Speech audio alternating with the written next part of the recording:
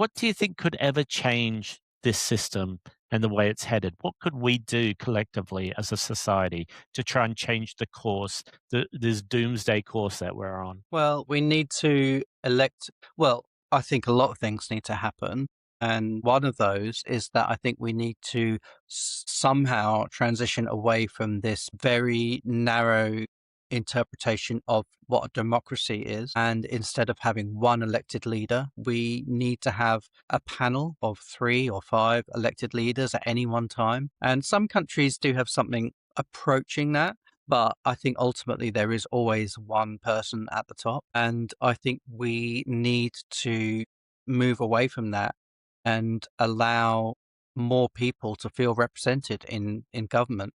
And that in turn will hopefully lead to better legislation to not only protect people who have less money or less privilege, less wealth, but also just I think it will just allow more people to feel valued in society.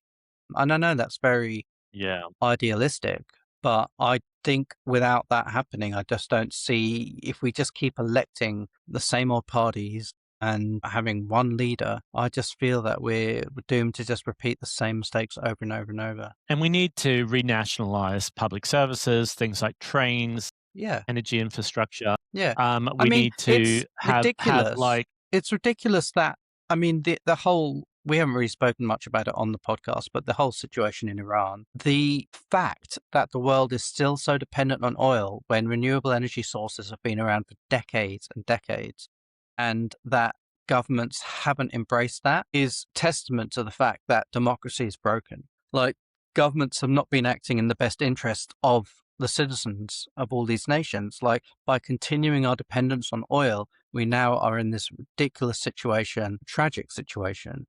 So it's so avoidable. but it almost feels like part of the design of the control mechanism that if we keep people dependent on these resources, there are excuses to pit people against each other. People can hoard wealth. People have reasons to go to war. It's kind of like, oh, if we get away with that, yeah, people won't be able to hoard wealth and excel at Well, isolating and people it and keeps controlling people.